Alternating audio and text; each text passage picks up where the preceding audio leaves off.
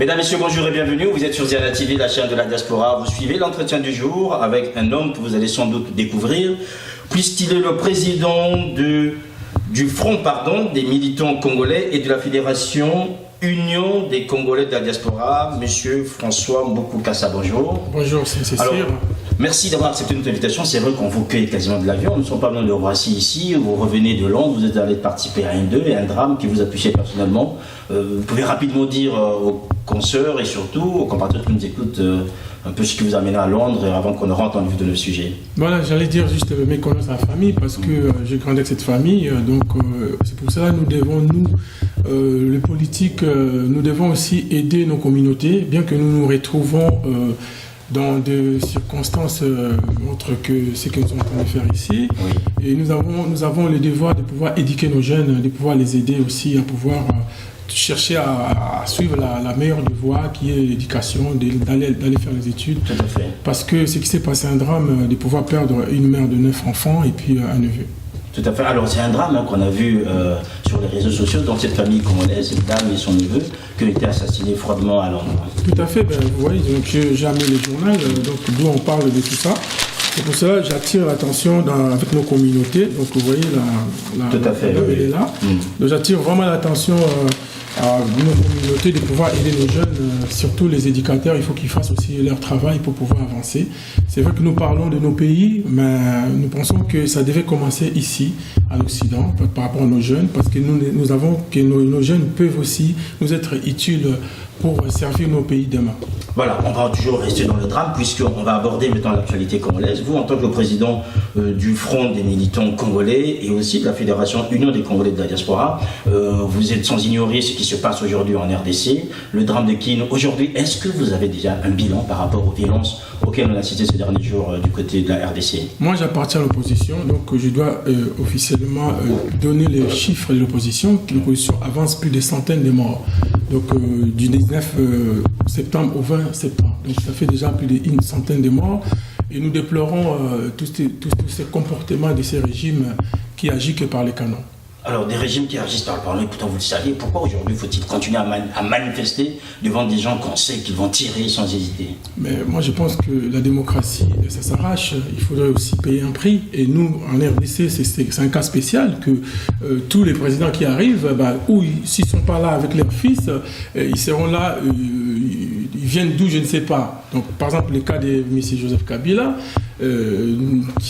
qu'on appelle Kanambe, c'est son vrai nom. Aujourd'hui, nous sommes en train de nous poser des questions pour savoir qui est cet homme, d'où il vient, parce que nous avons vu l'exemple de M. Obama. Lorsqu'il avait un problème d'identité, on lui a dit, Obama a tout simplement brandi son attestation de naissance. Et nous avons un problème au Congo. Donc nous sommes infiltrés chez nous, donc les institutions sont inféodées, et nous pensons, nous, la diaspora, nous avons mis en place ce travail que vous-même, vous êtes en train de vivre aujourd'hui, que les messages est passé, c'était notre souci, c'était aussi la mission du Front des militants congolais, de pouvoir amener l'éveil patriotique à ces pays, à ce peuple, pour que ce peuple arrive au moins à s'exprimer. Et je pense qu'un peuple en colère, c'est un peuple qui ne va même plus écouter, parce que le peuple a un but de pouvoir faire partie Kabila. Et nous allons utiliser l'article 64 qui nous donne la force de pouvoir barrer la route à toute personne ou à un groupe des individus qui veulent prendre le pouvoir par la force. Et c'est le cas avec Joseph Kabila. Voilà. Alors, le cas avec Joseph Kabila, on a bien compris qu'aujourd'hui, les gens qui veulent prendre ce pouvoir utilisent la force, et en même temps, vous avez aussi un peuple qui est désarmé.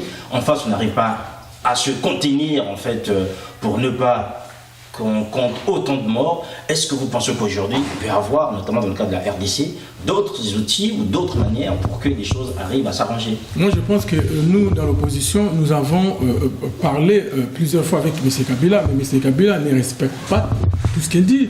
M. Kabila n'est pas un démocrate. M. Kabila sort dans un système de Rwandais. Il est venu avec l'AFDEL. Donc, nous savons tout ça. Et pourquoi une telle personne, nous pensons que, preuve que l'opposition, avec M. Etienne Tshisekedi, ils ont demandé le dialogue. Mais voyez le dialogue où ça nous amène aujourd'hui. Donc avec cette personne-là, nous pensons ceci. Comme le peuple est debout, notre souci, notre souhait, c'est de pouvoir pousser ce peuple-là qui est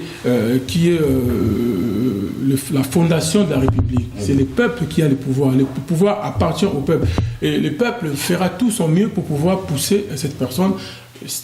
Souvenons-nous de M. Mobutu qui était plus fort que Kabila, mais Mobutu est parti. Donc nous, les Congolais de la RDC, nous sommes debout. Notre souhait et notre but, c'est de pouvoir faire partie Kabila, mais aussi, j'aimerais ici interpeller la communauté internationale, parce que nous avons vu avec les élections de 2011, le ministre des Affaires étrangères belge est venu à Kinshasa, il a dû dire que on ne change pas l'ordre d'arrivée. Maintenant, Kabila est toujours là. En réalité, Kabila a fait 3 mandats. Parce qu'il y avait 1+4, il y avait 2006 avec Bemba. Bemba se trouve aujourd'hui en RDC. Et nous déplorons... De la Hollande. Tout à fait, pardon, excusez-moi, en Hollande. Donc, nous déplorons tous ces problèmes, toutes ces situations. On essaye de nous écarter chaque fois. On essaye de mettre en place les Congolais hors leur propre pays. Donc, on nous donne l'asile forcé.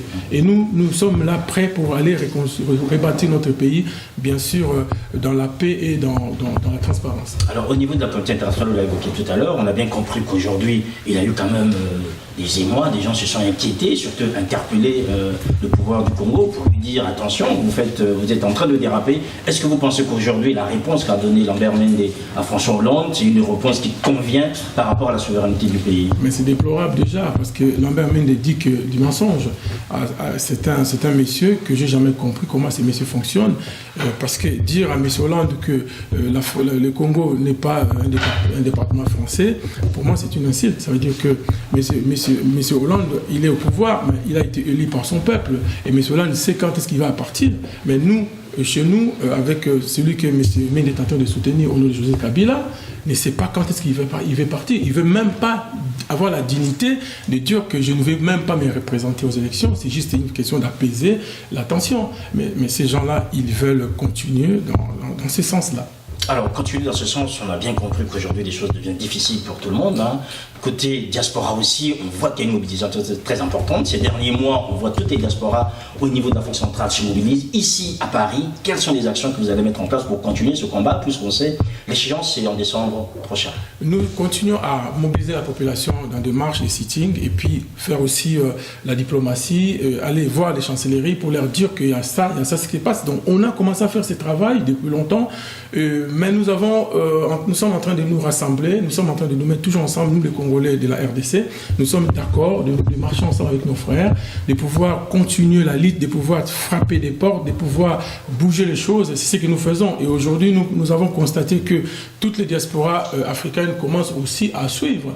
Et nous pensons que c'est pas mal. Mais nous avons essayé de porter en plus pour dire aux combattants qu'il ne faut pas frapper, il ne faut pas faire de la violence, il faut peut-être travailler avec le droit. C'est ce que nous sommes en train de faire. Donc nous continuons à pouvoir faire entendre nos voix, parce que la communauté internationale faisait semblant de notre discours. Aujourd'hui, je pense que notre discours est écouté, et surtout la violence. Maintenant, Kabila est en train de montrer la violence en pulvérisant le permanence de l'IDPS et d'autres partis politiques de l'opposition à Kinshasa. Alors, vous parlez de l'opposition à Kinshasa, on se rend aussi compte ces derniers temps que quand même il y a des divisions, il y a des voix de plus en plus discordantes. Plus on avance, plus Kabila arrive à engranger de son côté des gens qui étaient farouchement opposés à son action. Moi, je pense que ce n'est pas l'opposition qui est divisée, c'est que les infiltrés qui ont été infiltrés par le régime de Kabila, c'est-à-dire des faux opposants qui sont venus accompagner l'opposition pour les disloquer. Alors, cette opposition-là, on le voit, les cas de Kamere. Kamere, il s'est infiltré plusieurs années au niveau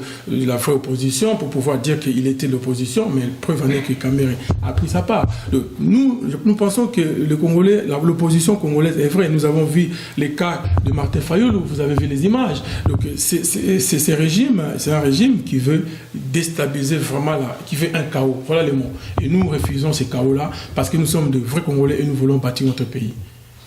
François Mboukoukassa, merci. On va vous retrouver tout à l'heure dans un plateau encore un peu plus africain, au niveau d'Afrique centrale, pour essayer de voir comment est-ce qu'aujourd'hui on peut envisager, notamment vous qui êtes en première ligne, envisager des convergences ou sinon des synergies par rapport aux alternances qui n'arrivent pas en Afrique centrale. Merci et à tout à l'heure.